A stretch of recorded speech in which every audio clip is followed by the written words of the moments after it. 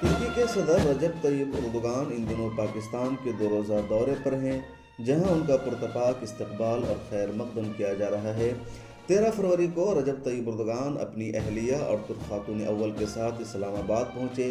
پاکستان کے وزیر اعظم عمران خان نے بذات خود ایئرپورٹ پر جا کر ان کا استقبال کیا اور خود سے کار ڈرائیو کر کے انہیں پی ایم آفس لے کر آئے۔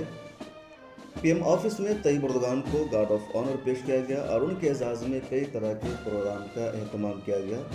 رجب طیب اردوغان کا پاکستان کا یہ دورہ دنیا بھر میں اور خاص طور پر مسلم ممالک میں موضوع بحث بنا ہوا ہے اور کئی حوالوں سے اس پر تجزیہ کیا جا رہا ہے۔ کچھ لوگوں کا کہنا ہے کہ عالم اسلام کے لیڈرشپ حاصل کرنے کے لیے انقرہ جدوجہد کر رہا ہے اور ریاض کو اس نے پیچھے چھوڑ دیا ہے۔ پاکستان کا بھی اس جانب جھکاؤ ہو گیا ہے۔ پاکستان میں جب مسلم لیگ نون کی حکومت تھی اور نواز شریف وزیر اعظم تھے تو طیب اردوغان کے ساتھ ان کے گہرے تعلقات تھے۔ ترکی اور پاکستان کی دوستی بہت مضبوط اور مشہور ہو گئی تھی۔ عمران خان کے وزیر اعظم بننے کے بعد ان کا جھکاؤ شروع میں ریاض کی طرف تھا، لیکن اب ان کا جھکاؤ بھی انقرہ کی طرف ہونے لگا ہے۔ کیا کچھ پورا معاملہ ہے، ہم آپ کو اس رپورٹ میں بتا رہے ہیں۔ پاکستان اور ترکی کے نون لیگ کی حکومت کے دوران تعلقات انتہائی خوشگوار تھے۔ ترک کمپنیوں نے اس دوران پاکستان میں کچھ ترقیاتی منصوبوں کے ٹھیکے بھی حاصل کیے۔ اس کے علاوہ نواز حکومت نے اردوغان مخالف فتح اللہ گولن نیٹ ورک کو پاکستان میں ختم بھی کیا۔ اس نیٹ ورک کے اسکولوں کو ترک حکومت کے ادارے کے زیر انتظام لایا گیا۔ کچھ تجزیہ نگاروں کا خیال ہے کہ شریف فیملی نے طیب اردوغان کی فیملی کے ساتھ ذاتی طور پر بھی بہتر تعلقات قائم کیے اور کچھ برسوں پہلے جب وہاں فوجی بغاوت ہوئی تھی تو نون لیگ کی حکومت نے کھل کر اردوغان کی حمایت کی۔ لیکن عام تاثر یہ ہے کہ نون لیگ کی حکومت کے خاتمے کے بعد ان تعلقات میں وہ گرمجوشی نہیں رہی۔ دونوں ممالک کے درمیان ایک عجیب سی صورتحال اس وقت بھی پیدا ہوئی جب کچھ ہفتوں قبل پاکستانی وزیر اعظم عمران خان نے کوالالمپور کانفرنس میں شرکت سے معذرت کی اور طیب اردوغان نے اس بات کا انکشاف کیا کہ پاکستان کی عدم شرکت سعودی دباؤ کی وجہ سے تھی۔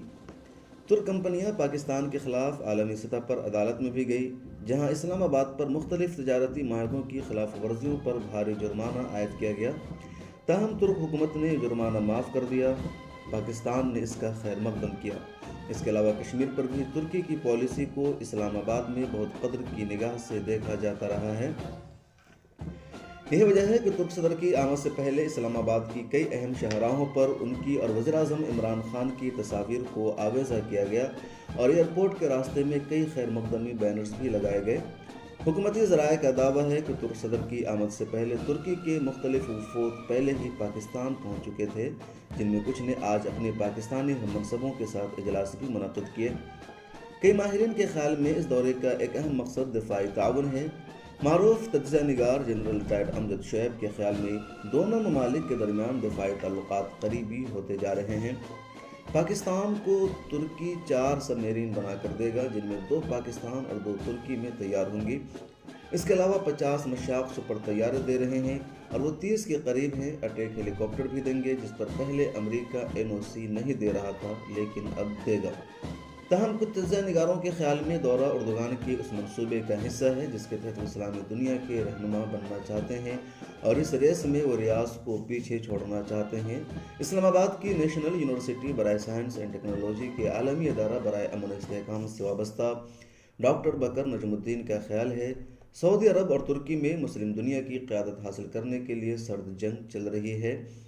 ریاض اور انقرہ دونوں ہی پاکستان کی حمایت چاہتے ہیں، لیکن ایسا لگتا ہے کہ کشمیر پر دو ٹوک موقف دینے کے بعد ترکی پاکستان کے زیادہ قریب ہو گیا ہے اور ممکن ہے کہ پاکستان نہ صرف شام کے مسئلے پر انقرہ کی حمایت کرے بلکہ مسلم ممالک کو درپیش دوسرے مسائل پر بھی اس کی حمایت کرے اور اسلامی ممالک کے ایک نئے بلاک بنانے میں انقرہ کی مدد بھی کرے۔ ان کا مزید کہنا ہے ترکی اسلام فوبیا کے مسئلے کو پرزور انداز میں اٹھا رہا ہے، جس کی وجہ سے اردوغان کو نہ صرف مغرب میں رہنے والے مسلمانوں کی حمایت حاصل ہوئی ہے بلکہ پاکستان کی توجہ بھی اس نے حاصل کر لی ہے۔ اس کے علاوہ فلسطین پر ترکی کا موقف بھی اسلامی دنیا کے عوام کی خواہشات کا عکاس ہے۔ ان اقدامات سے واضح ہے کہ ترکی مسلم دنیا کی قیادت ریاض سے حاصل کرنا چاہتا ہے، یعنی چھیننا چاہتا ہے، جس کے لیے اسے پاکستان سمیت مختلف ممالک کی ضرورت ہے۔ مسلم لیگ نون کے رہنما سینیٹر مشاہد اللہ خان کا کہنا ہے ترکی نے ثابت کر دیا ہے کہ وہ ایک قوم کے بجائے پوری امت مسلمہ کے بارے میں سوچتا ہے۔ کشمیر اور فلسطین پر ترکی کا جو موقف ہے وہ انتہائی مثبت ہے، اور اگر پاکستان کے پاس ترکی یا کسی اور ملک کے درمیان کوئی چوائس ہو تو ہمیں ترکی کی حمایت کرنی چاہیے۔ بیورو رپورٹ، ملت ٹائمز۔